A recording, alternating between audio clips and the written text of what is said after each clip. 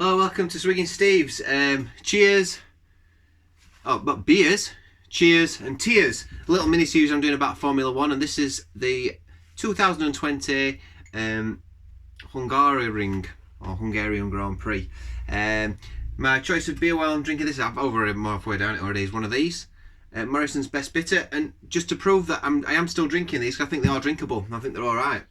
2.8%. They're not bad. It's better. It's better than last pint of directors that I had, or last bottle of directors that I had. And there's more body to that. And it's like a third at price. Just smash me greenhouse to bits. Right, so what we're going to do today. So Hungaroring, historically, it's very successful. British drivers tend to do really well at Hungaroring. We've seen, I think Jenson Button got his maiden victory there. I think with Honda, was it? Did he win at Hungaroring? I think he did. We saw Damon Hill, he was successful at Williams at Hungaroring, but he also nearly won with Arrows, if we remember.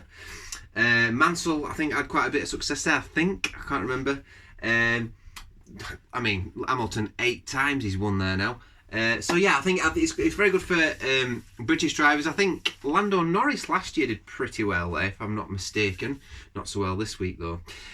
So where do we start? Well, for me, Hungaroring, it's like one of them. I think it deserves to stay on calendar, but it's something needs to be done. And I think in this day and age, there were suggestions that they were going to make the opening straight a bit longer by, I don't know, however much longer they need to make it, because the problem is you can't overtake on Hungaroring, and with the design of the modern aerodynamics of these current cars, it's quite difficult to get really exciting racing. We did get some exciting racing this weekend, but it's almost like it annoys me when people say, yeah, it's qualifying is everything, because that means your race is going to be pretty much boring unless something happens like it rains, because if you're not in the right position to start with, then you're going to struggle to make your positions up through field. And you saw where people like Lando Norris that were further back, even though they had a faster car, they were struggling to make it through the field because there's just nowhere to overtake. So for me, it's always been an okay race. And this week, yeah, we did have a little bit more excitement with weather and stuff, but actually didn't really add to much. And we were promising this rain that were coming through the Grand Prix, but it never really happened. Just a bit of a complaint about Channel 4 as well. When I put the video, because about 10 o'clock and I thought, right, I'm going to watch it, I can't fast forward it, so I can't fast forward through the rubbish at the beginning. I'm not interested in all the build-up, I just want to watch the race. It's just one chunk.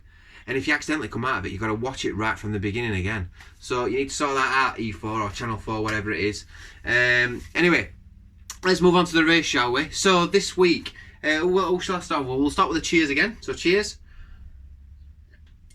My first cheers has got to go. It's got to go to drops on the Telson, yeah, I swear to God. First one has got to go to Lance Stroll. He has been dominant all weekend. He's dominated his teammate in qualifying. He showed the true potential of that new Racing Point. And I think it's really 2 seconds.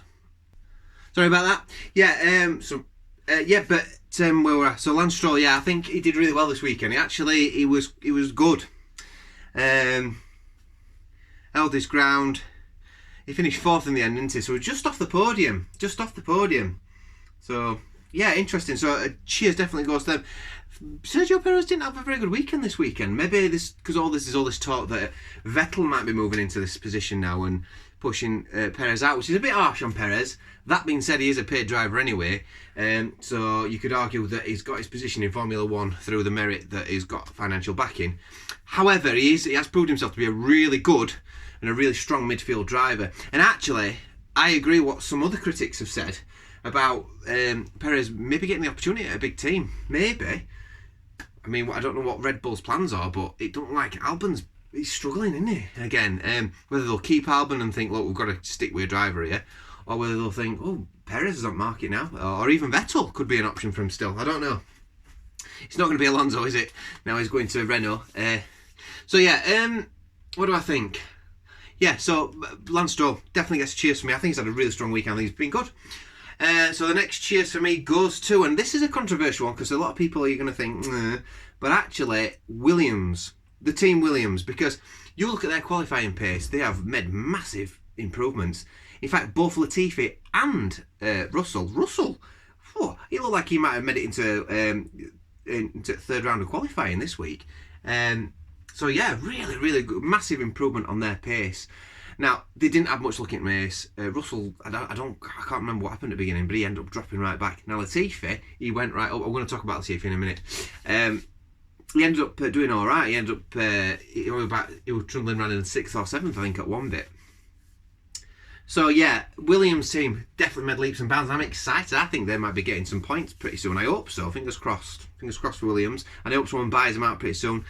Obviously, they've got so much heritage in Formula One. They really deserve to stay in. You know, I know they stick their ground. Probably they're a little bit too stubborn for their own good, and maybe they do need to be like a bit of a sister team to Mercedes if they're going to survive. But yeah. Anyway, well, we shall see. We shall see. Next. Who else has got? Oh, well, it's got to be Mr. K-Mag, hasn't it? He got a point today for Haas. They gambled on putting those slicks on really early on, and it paid dividends for them. They would have never got that point otherwise, because I think that is the slowest car on the grid at the moment. Luckily, they're Hungary. I mean, it was such a shame seeing them both, because I think they were both like 3rd and 4th, and obviously as the cars were catching up, they started going down and down and down.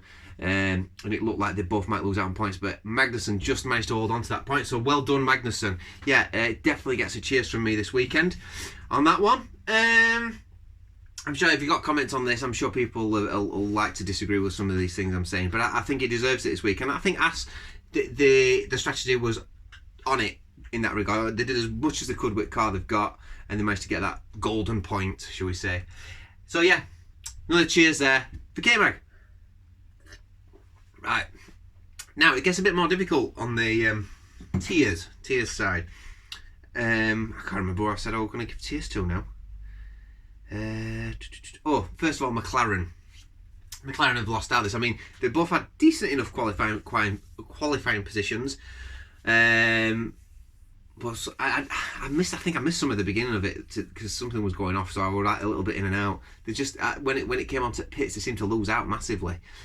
First round of pitting, they ended up right at back. Norris ended up miles behind, so I don't really know what happened there. But either way, for me this week they get a tier. I should have a tier for McLaren. They're doing really well. They're on the money, but it's a race where even if you've got the pace, if you've not got grid position, then you're gonna struggle. And in qualifying, they were good. They were probably still best of the... Well, if we're saying that Force India are now, or Racing Point, are now probably 3rd fastest team, they're kind of best of the rest, because Ferrari are further down as well, aren't they? So yeah, so Haas, not Haas, so what we're talking about again, McLaren, they didn't do that great this weekend, and they had a little bit of bad luck with pits and stuff like that, so yeah. They got stuck behind cars, so...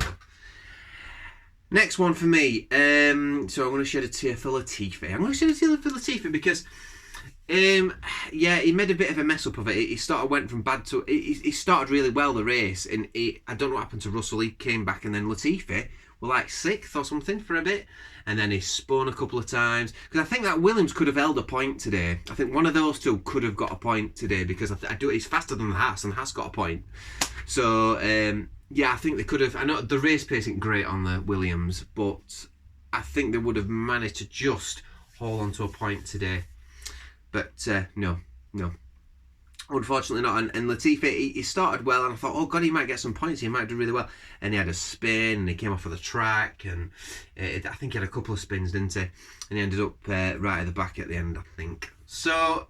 yeah, so I shed a bit of a tear for Latifi. Experience is only his 3rd Grand Prix, so we can forgive him, I think. He's had an alright start. Who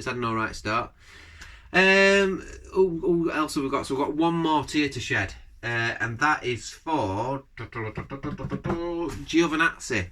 I'm not sure about him at the moment. I thought at the end of last season he was really getting his act together. But I feel like Raikkonen again is he's behind the Williams, isn't he? Or I think he's split the Williams into Giovinazzi. I think Russell, then it were Giovinazzi, then Latifi in the end.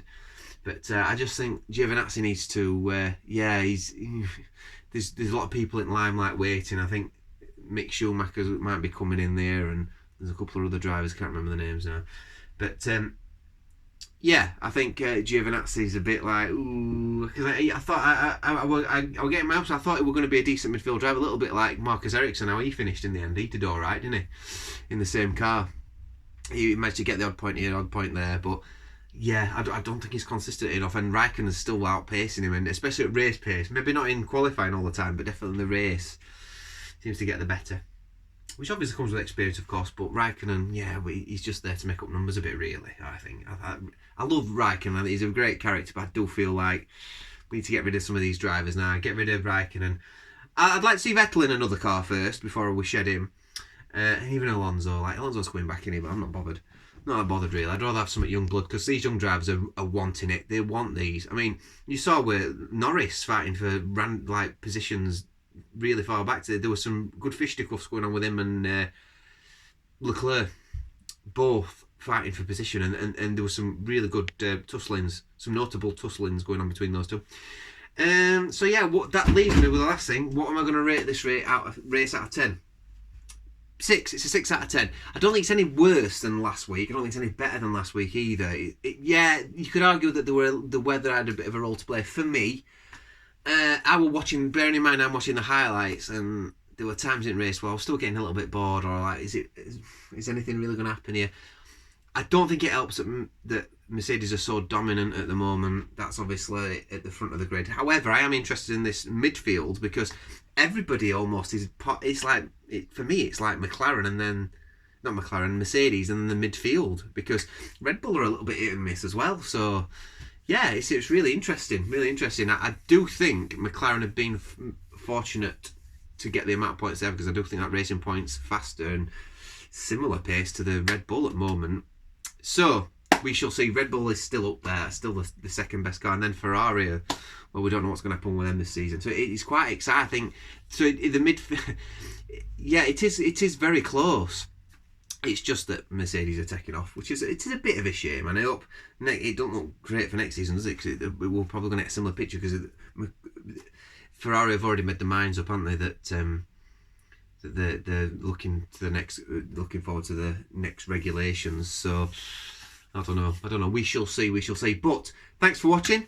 Yeah, this has been Morrison's Best Bitter. So if you see that, if you can, it is worth it. Pick a few up, put them in your fridge. Anyway, I've been Swinging Steve. I'll see you on the next Formula 1 review. Bye.